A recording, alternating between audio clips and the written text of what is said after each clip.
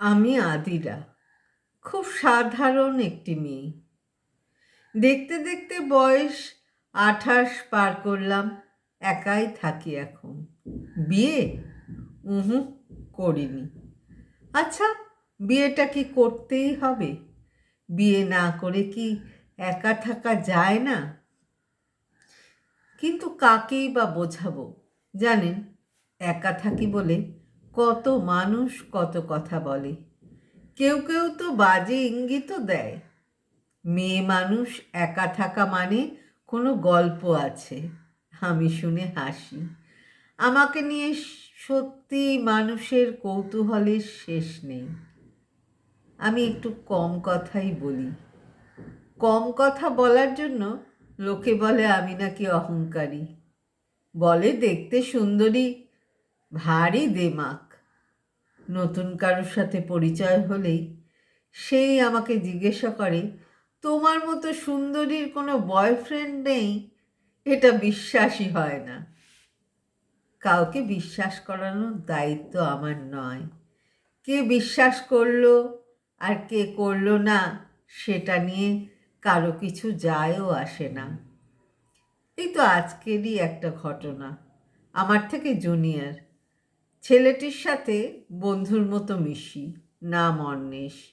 খুব কান্নাকাটি করছিল। যে মেয়েটিকে ভালোবাসতো সেই মেয়েটি ওকে ছেড়ে চলে গেছে। সামনের সপ্তাহেই নাকি মেয়েটির বিয়ে। অন্বেষ বলল, জানো আদিরা, আজ একটা ভালো চাকরি থাকলে আমি ওকে আমার করে রাখতে পারতাম, কিন্তু পারলাম না। আমি ওকে 2 বছর সময় চেয়েছিলাম। বলেছিলাম 2 বছরের মধ্যে একটা চাকরি ঠিক পেয়ে যাব। ও আমাকে বিশ্বাস করলো না। বলল আর কতদিন সময় দেব? বিশ্বাস করো আদিরা, আমি ওকে পাগলের মতো ভালোবাসি। আমি শুধু ওর কথাগুলো মন দিয়েই শুনেছিলাম। বিশ্বাস শব্দটা বড় অদ্ভুত। কেউ জোর করে বিশ্বাস করাতে চায়, আবার কেউ মন থেকে বিশ্বাস করতেই পারে না। সত্যিই যদি কেউ ভালোবাসে, সে সব সময় চাইবে তার কাছের মানুষটাকে সারা জীবন আগলে রাখতে। একটা কথা ভাবি, সত্যিকারের ভালোবাসতে কজন পারে? এই ধরুন না, আমি তো সত্যি ভালোবেসেছিলাম। তাকে ধরে রাখতে পারলাম কই? জীবন যত সাধারণ, জীবনের গল্পটা ঠিক ততটাই জটিল। তবে জীবন কখনো জটিল হয় না। আমরা জটিল করে তুলি বলেই জীবনটা আর সহজ থাকে না। জীবনটাকে সরল রেখায় চালাতে চাইলেও বুঝি জীবন চলে না। ভাবি, ওপরওয়ালা যদি সারা জীবনের দিনলিপিটা আগে থেকে হাতে ধরিয়ে দিতে পারত, তাতে হয়তো বুঝতে সুবিধে হতো। দুম করে দুঃখ পেতে হতো না অন্তত। ভীষণ ভালোবাসতাম তাকে। তাকে ছাড়া জীবনে কিছুই ভাবতে পারতাম না। কারণ সে ছাড়া জীবনে আমার কেউই ছিল না। কেউই না। জানেন, জন্ম থেকেই আমি একা। আমার কপাল এই একা শব্দটা লিখে দিয়েই ভগবান বোধহয় আমাকে পৃথিবীতে পাঠিয়েছেন। তখন আমার 3 মাস বয়স। পৃথিবীর কোনো কিছুর সাথে সেভাবে পরিচয় ঘটেনি। আমার মা আমাকে একা করে দিয়ে চলে গেলেন পরপারে। জানি না এই পৃথিবীতে মা কেমন হয়, মায়ের ভালোবাসা কেমন হয়, কিছুই জানি না। শুধু জানি মা সকলেরই থাকে। মা থাকে বলেই পৃথিবীতে আসি আমরা। কিন্তু মায়ের কাছে থাকার সৌভাগ্য আমার হয়নি। তখন 3 মাসের ওইটুকু বাচ্চাকে নিয়ে দিদায় নিয়ে এসেছিল। বাড়িতে আমাকে দেখার মতো কেউ ছিল না। বাবা ছিলেন কমান্ডো অফিসার, অনেক দূরে পোস্টিং। দিদার কাছে বড় হতে লাগলাম। লেখাপড়া শেখানো থেকে শুরু করে সব কিছুই দিদা করতেন। বাবা মাঝে মাঝে বাড়ি আসতেন। যখন বাড়ি আসতেন তখন আমাকে নিয়ে নিজের কাছে গিয়ে রাখতেন।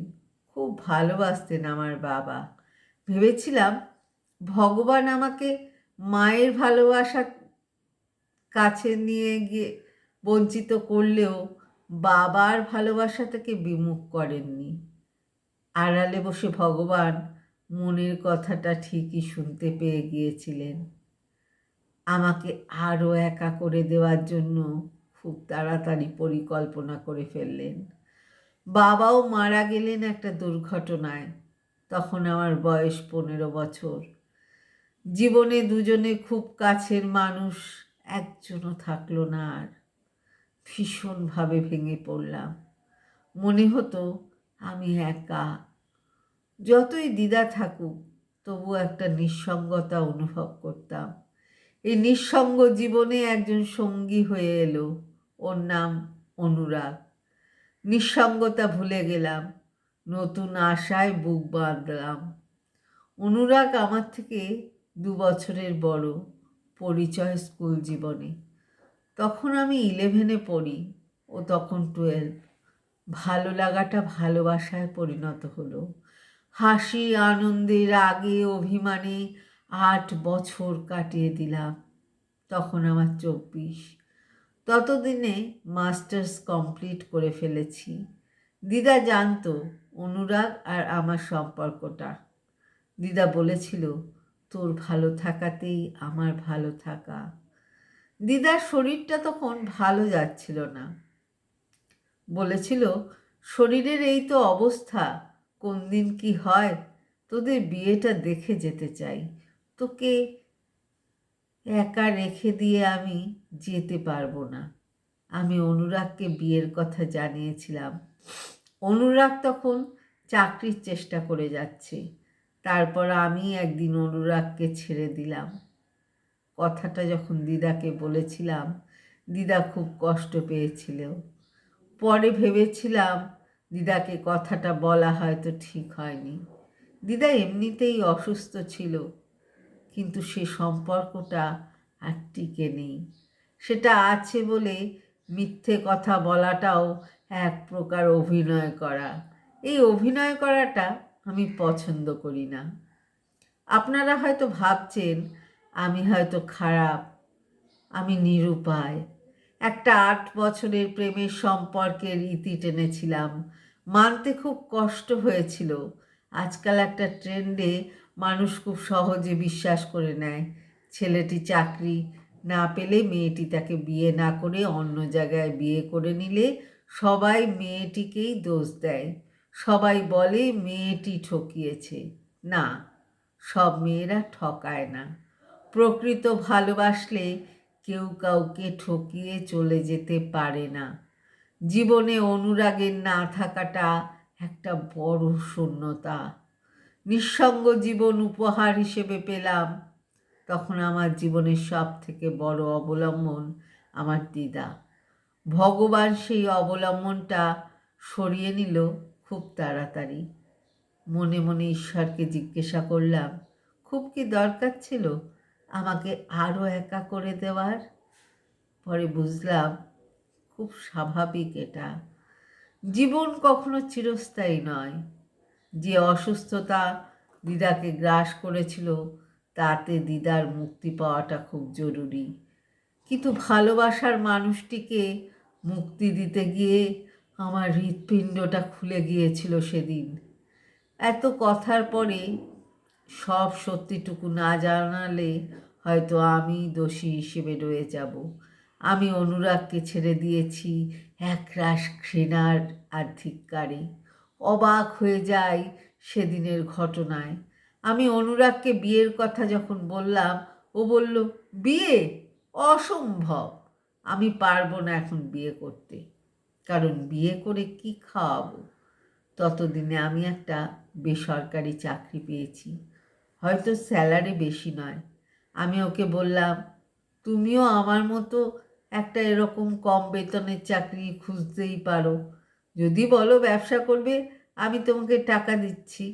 জীবন চালাতে অনেক টাকা লাগে না, লাগে ভালোবাসা। শুনে বলল, এক কাজ করো, তোমার তো টাকার অভাব নেই, বাবা মারা যাওয়ার পর মোটা অঙ্কের টাকা পেয়েছো, যা টাকা আছে সেটা আমার নামে করে দাও। তোমার অভিভাবক তো আমি, আর বেসরকারি চাকরির কথা বলছো, ভাবলে কি করে? তোমার মতো ক্লাস হলে বেসরকারিই বলবে। আমি সরকারি চাকরি ছাড়া কোনো চাকরিই করব না। এমন কথা শুনে খারাপ লাগলেও মেনে নিয়ে বললাম, টাকা কি যা তা বলছো, আর আমি তোমার জন্য অপেক্ষা করতে রাজি। আসলে দিদার শরীরটা খারাপ তো, তাই দিদা বলছিল বিয়েটা তাড়াতাড়ি করার জন্য। আমার কথা শুনে অনুরাগ বলল, বেশ, ভেবে দেখছি। পরের দিন অনুরাগ বলল, কিছু কথা আছে তোমার সাথে।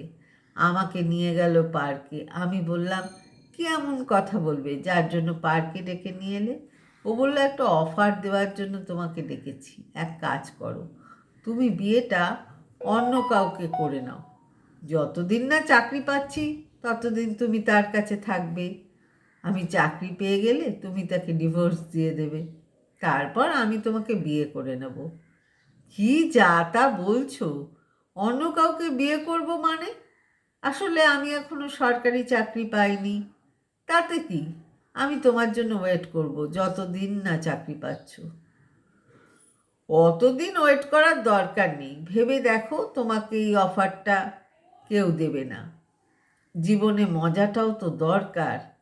এমন কথা শুনবো আমি সত্যি ভাবিনি। আমি চুপ করে আছি দেখেও বলল, এটাই বেস্ট উপায়।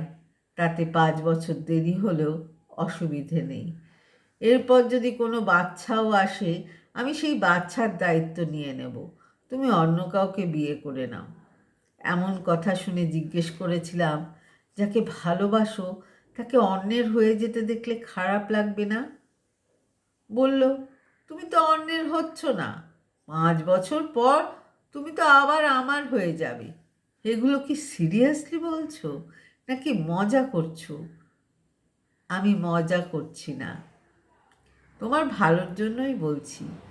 আমার ভালো তোমাকে নিয়ে আমি অন্যের হতে পারবো না। আমি তোমার জন্য অপেক্ষা করতে রাজি। বলল, অসম্ভব, তুমি আমার জন্য ওয়েট করো না। আমি আর কথা বাড়াইনি। ভালোবাসার মানুষের কাছ থেকে এত বড় অসম্মান পাবো ভাবিনি। সম্পর্কে যে শ্রদ্ধা করতে পারে না, তার কাছে সারা জীবন থাকবো কি করে? বাড়ি এসে ওকে বলেছিলাম, আমি তোমাকে মুক্তি দিলাম। 8 বছরের সম্পর্কটা সম্পূর্ণ মিথ্যে হয়ে গেল। যাকে ভালোবাসি তার এমন কথা আমাকে ভাবিয়ে তুলেছিল। সত্যি ও আমাকে ভালোবেসেছিল? বাসেনি। বাসলে এত নিজ কথা আমাকে বলতো না। ভীষণ কেঁদেছিলাম লুকিয়ে। লাভ কি তাতে? এ পৃথিবীতে কান্নার কোনো স্বরলিপি নেই। ভালোবাসার মানুষকে যে অন্যের হাতে ছেড়ে দিতে পারে, সে মানুষকে বিয়ের আগে নিজ থেকে ছেড়ে দেওয়াটাই উপযুক্ত কাজ। সব মেয়ে ঠকায় না। সত্যিকারের ভালোবেসে অনেক মেয়ে ঠকে যায়। আজ 3 বছর হলো আমি একাই আছি। বেশ নিজের মতো আছি। নিজে চাকরি করি। চাকরি না করলে হয়তো চলে যেত। বাবা মারা যাওয়ার পর একটা হিউজ অ্যামাউন্ট আমি পেয়েছিলাম। সেই টাকাটা আছে। নিজের থাকার মতো একটা বাড়ি কিনেছি। 2টো পোষ্য আছে, ওদের নিয়েই আছি। ওরাও আমাকে ভালোবাসে, একদম সত্যিকারের ভালোবাসে।